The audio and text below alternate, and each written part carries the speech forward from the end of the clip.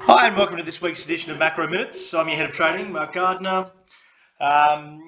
The information summarised in this webinar does not constitute financial or professional advice. It's general in nature and doesn't take into account your specific circumstances and future goal. So we will start with stocks in our universe.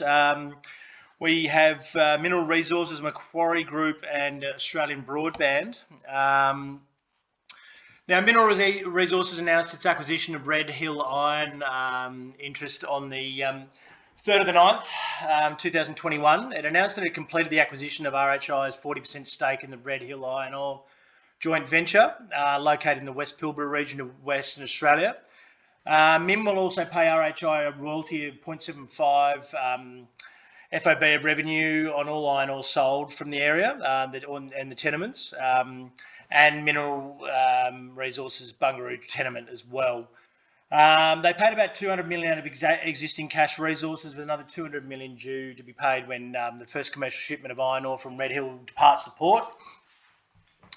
Following the completion of this transaction, MIN now holds a 40% direct investment interest in this venture, with the remaining 60% held by the Australian Premium Iron Ore joint venture. API JV itself is 50-50 owned by AMCI, Proprietary Limited, and Aquila Steel. They rose 1.6% in the morning of the announcement before falling about 4 or 5% on the 7th of September.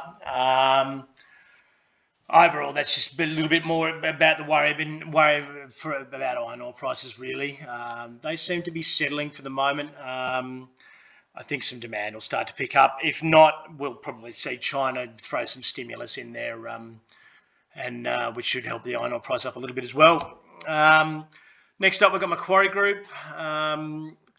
Now, they hit the investing department hit price target at 175, returning nearly 30%, including the fully franked dividend.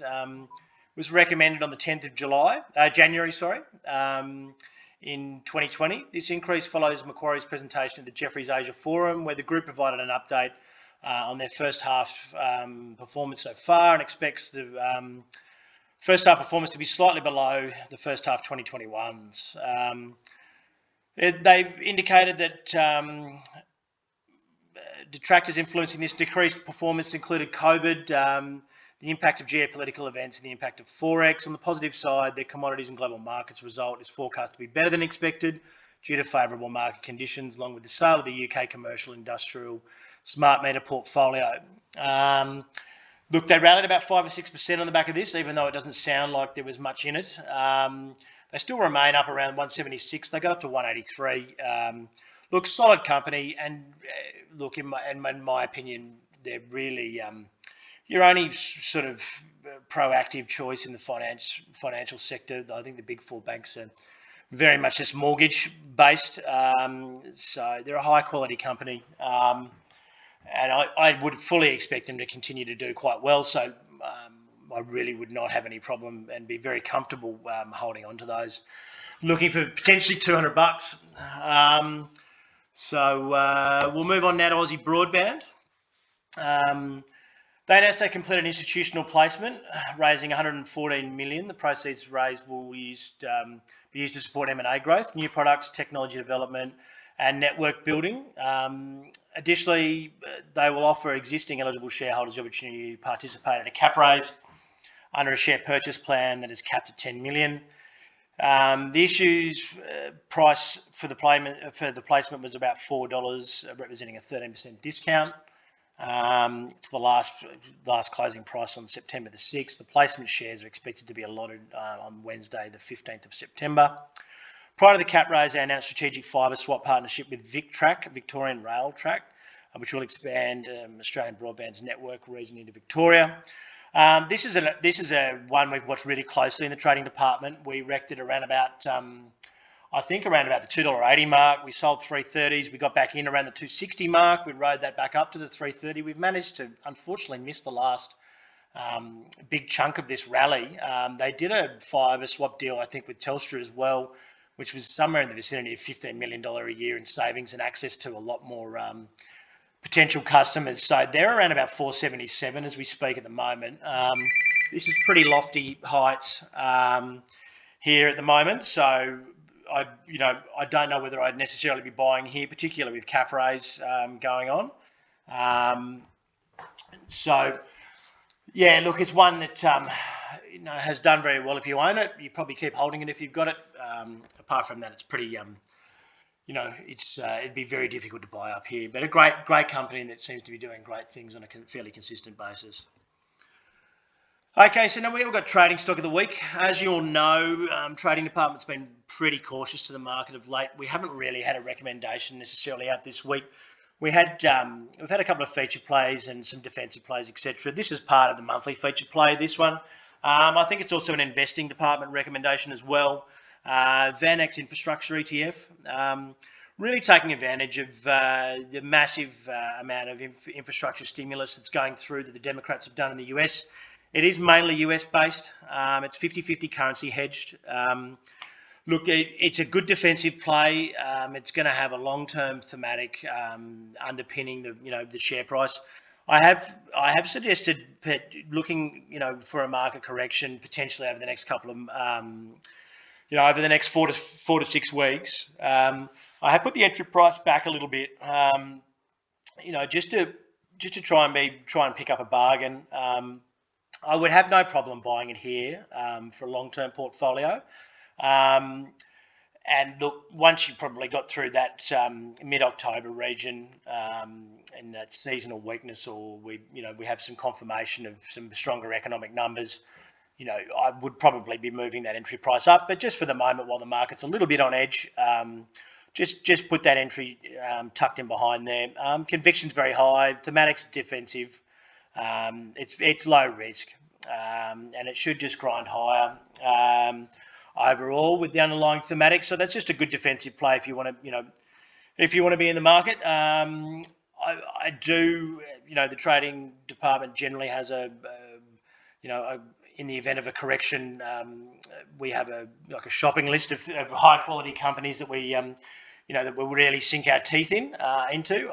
Any sort of correction at this stage, I think, would just be a mid-cycle correction. I don't think there'd be anything sort of long-lasting. And just to give you some background statistics on general market corrections, they usually come after about a 200-day bull run. They're rough on average in the S&P 500. They're roughly 12%, 12 potentially 15%. They last around about 12 days, and usually, in most cases, take about 45 days to recover back to the price where they started from. So that's just some general statistics about market corrections. At the moment, I think the market's had a really great run. I think you're probably fairly safe with these material stocks at the moment. They've already had a bit of a hit. I don't see them coming off a hell of a lot more. So, look, if it happens, it happens. And but being in cash and being a slightly defensive at the moment, it's not with the frothy nature of some of these valuations, is not the worst idea in the world. And I really can't see. I think we'll be back to these sorts of levels or higher, by Christmas time. But there's a few things coming out of China, like their biggest property developer is potentially defaulting on some bonds. We've got a few sort of slowdown in payrolls in the US and things, so sort of reasoning behind that. But rightio, stocks to watch out for now. We're going to have a look at Costa Group, Spark, which is a New Zealand company, and National Tyre and Wheel. So CGC, previous recommendation, got really caught up in some labour shortage issues with their rural properties and their horticultural projects, which has sort of really seen the share price get hammered in the last sort of 6 months. Very good, solid company generally overall. They obviously can't get in the foreign workers, etc. So they announced a fully franked dividend of 4 cents a share, going ex-divi on the 15th, payable on the 7th. Dividend yield of nearly 3% at current prices. Horticulture company that provides produce to food retailers as well as chilled logistics, warehousing and services. They've experienced strong growth in the second half of the financial year on the international side, with revenue growing 25%. However, overall revenue remained unchanged from the second half of financial year 2020 at 612 million, due to hailstorms impacting grapes, citrus yields and closure of key sales channels negatively impacting avocado prices. They're confident in their outlook, continue to be growing in international demands, and dissipation of the COVID-19 supply chain issues, as well as natural disasters, which are key disruptors to their performance. Furthermore, demand trends for mushrooms and berries will contribute 31% to their total revenue, expected to continue increasing in sales. I think the worst of it's happened for CGC. I think on a long-term basis, they're a very solid company. Once we start to reopen, they've got their supply chain issues sorted out and their labour issues sorted out. There's nothing wrong with their existing business, and I think they quite easily can go back to being a $4 stock again. Next up, we've got Spark. They've announced an unfranked dividend of nearly 15 cents New Zealand per share, going ex-dividend on the 16th, payable on the 1st. It's a dividend yield of 5%. At current prices. They're a telecom services company. They're like New Zealand's Telstra, basically. They provide fixed line mobile and internet services to New Zealand customers. Their EBITDA rose by 1% to 1.1 billion due to cost reductions in alignment with their 3-year cost leadership strategy proposed in September 2020. Closed international borders have impacted their overall revenue growth, resulting in revenue falling by 0.8%. In financial year 21. 22 EBITDA guidance remains conservative due to ongoing COVID-related reduction in demand. The guidance, I think, is 1.13 to 1.16, so very stable numbers for this thing. They're accelerating their 5G rollout into financial year 22 and 23, continuing to invest in its infrastructure and boost coverage and data centre capacity. Expecting CapEx to increase by 13% to 400 million from 350 million in financial year 22. Look, it's just a solid performer, Spark.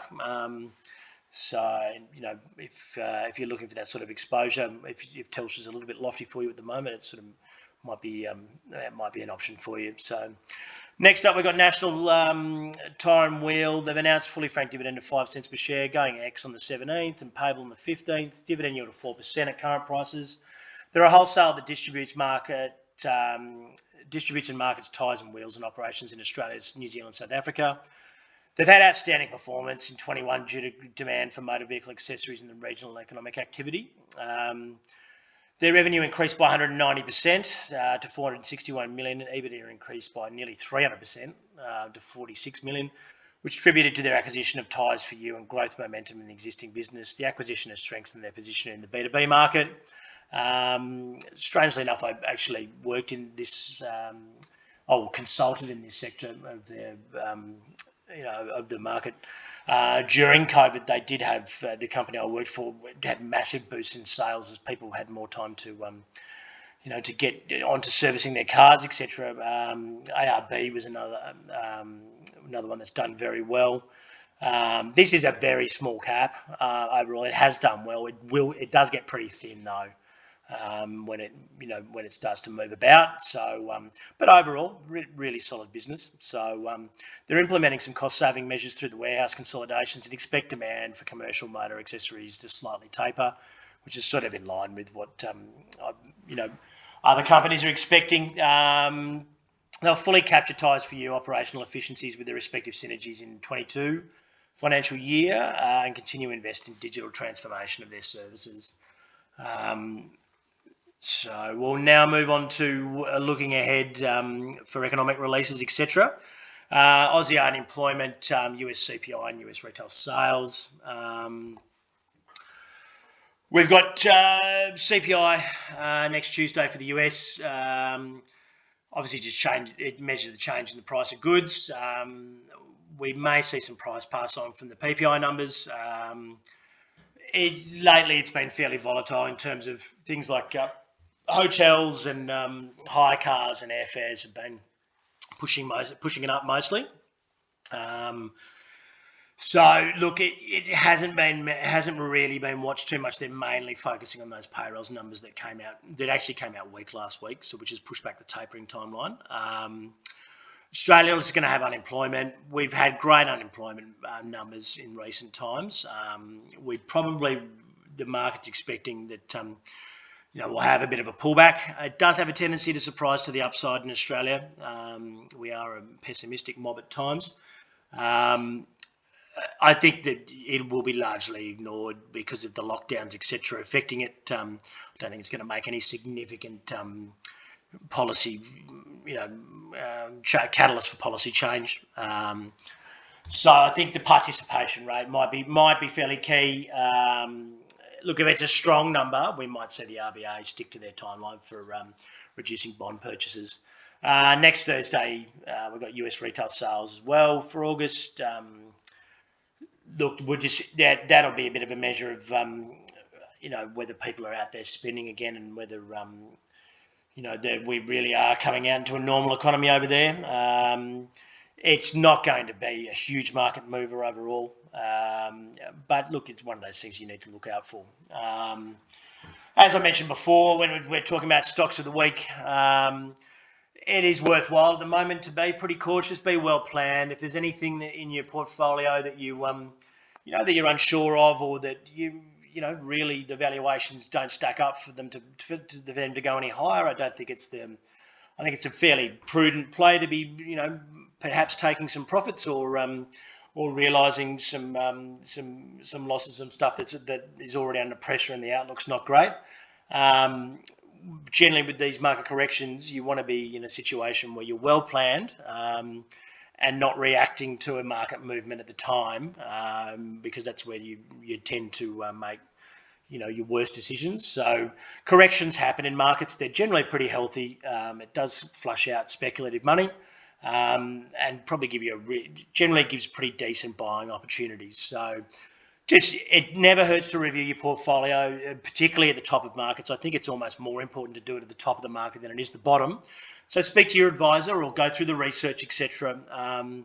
Do a little health check, and I think you'll and then you can be prepared for any potential erratic market movements just in case. And look, if it doesn't happen, you're still in a good position. We've had a great rally over the last 12 months.